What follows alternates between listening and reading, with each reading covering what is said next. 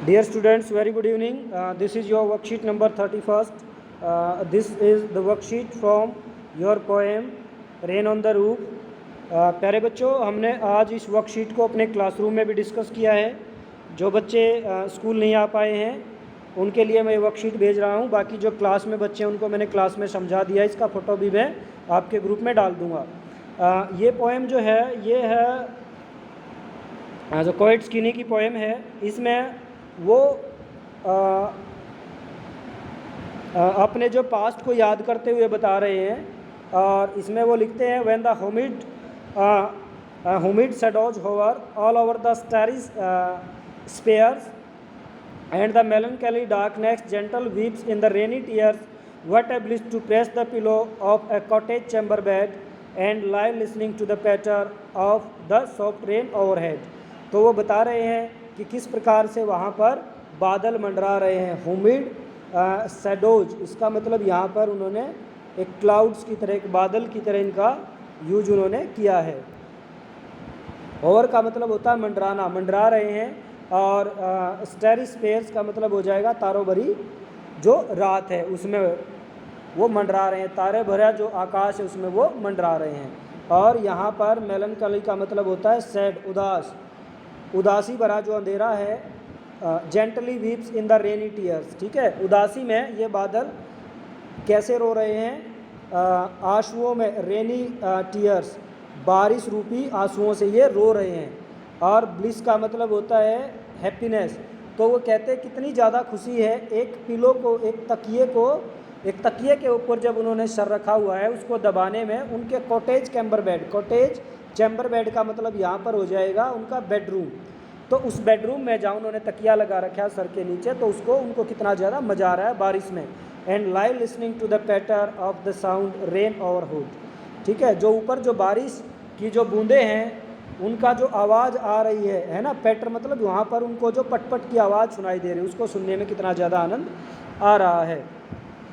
Second paragraph है every tinkle on the singles. Singles means होता है जो वुडन ब्लॉक्स जो छत के ऊपर लगे होते हैं, रेक्टेंगुलर, आयताकार जो वुडन ब्लॉक्स जो छत के ऊपर लगे होते हैं उनको सिंगल्स कहा जाता है। एक तरह से जो टाइल्स लगी होती हैं छत के ऊपर, और वो टाइल्स किसकी? लकड़ी की, उसको सिंगल्स कहेंगे। तो हर एक जो आवाज़ है जो उसके ऊपर आ रही है has an echo in the heart, वो है ना दिल में क्या बना रही है? गूंज बना रही है, मतलब साउंड बार बार रिपीट हो रहा है। And a thousand dreamy fancies and a thousand recollections, बहुत सारी पुरानी यादें आ रही हैं। Weave their air threads into the woof as I listen to the patter on the rain on the roof into the busy being start. तो उनको बहुत सारे पुराने सपने आ रहे हैं और पुरानी यादें, पास्ट की मेमोरीज उनको आ रही हैं पोइट को। Now in the memory comes in mother as she used in years agone. Agone means यहाँ पर हो जाएगा पास्ट, इसका मतलब क्या हो जाएगा? पास्ट। तो अपनी माँ की याद उनको आती है ना, पुरानी यादें याद करते हैं। To regard the darling dreamers air. Air यहाँ पर मतलब हो जाएगा बिफोर। एयर का मतलब यहाँ पर क्या हो जाएगा? बिफोर। बिफोर, बिफोर मतलब पहले, ये इसका मीनिंग हो जाएगा। She left them till the dawn O I feel her fond look on me, ठीक है। उसके ऊपर कैसा लुक है? Fond look. As I listen to the refrain. Refrain मतलब रिपीटेड जो साउंड है। यहाँ पर किसका, यहाँ पर मतलब किससे है? रिपीटेड म्यूजिक, लेकिन यहाँ पर बारिश की जो म्यूजिक है उससे इसका मतलब है। Which is played upon the singles, जो कि किसके ऊपर बज रहा है?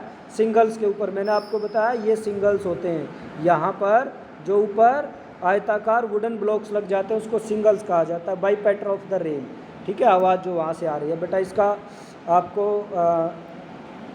जो यहाँ पर एक्सरसाइज दी गई है, first question the sound of the rain drop brought back to the poet, ठीक है।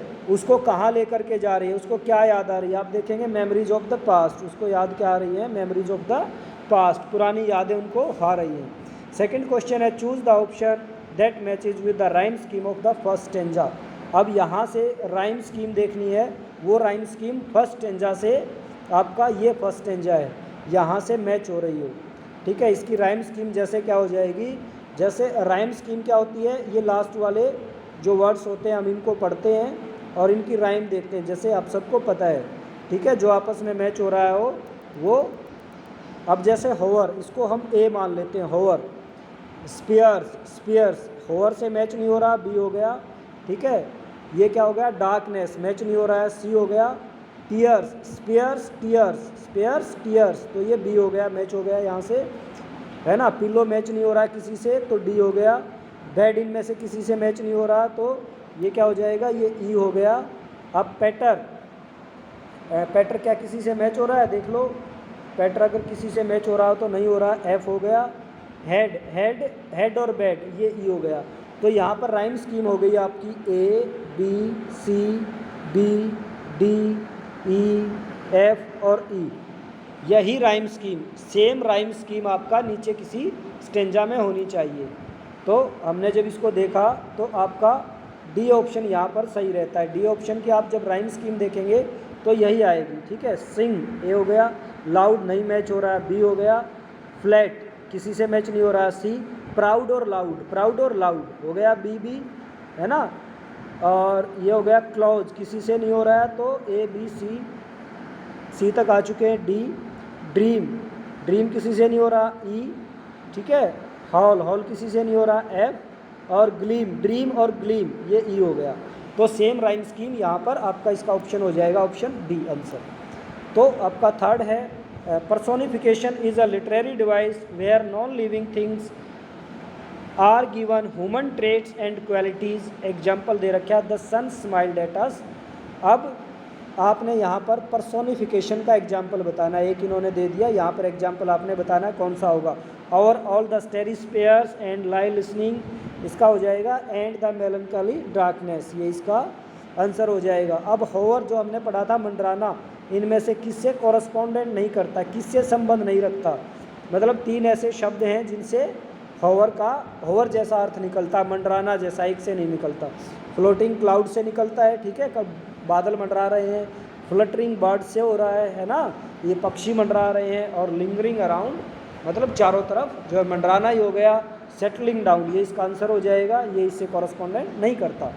लास्ट हो गया, his mother look at him, उसकी मदर उसको जो है कैसे देखती है, वेरी फॉन्डली, हमने पढ़ा था, ये भी इसका ऑप्शन हो जाएगा। मैं आपको दिखा देता हूँ, हमने क्लास में भी पढ़ा, इसका डिस्कस किया।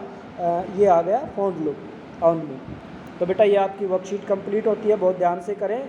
और जो हमने क्लास में पढ़ा है उसका भी फ़ोटो हमने जो है आपके ग्रीन बोर्ड से लिया है, वो भी आपके ग्रुप में शेयर किया जाएगा। तो अपनी वर्कशीट को ध्यान से करें, कुछ नहीं समझ में आए तो फ़ोन करके ज़रूर पूछें। और अपनी वर्कशीट को आपने अपनी टेक्स्ट बुक से ज़रूर पढ़ना। आपके टेक्स्ट बुक में जहाँ ये वर्कशीट है उससे अगले पेज पर इसके मीनिंग्स दिए गए हैं, बहुत बढ़िया, हमने क्लास में उनको डिस्कस भी किया है। आप उनको भी पढ़ेंगे, आपको अच्छे लगेंगे, अच्छे मीनिंग्स है बेटा।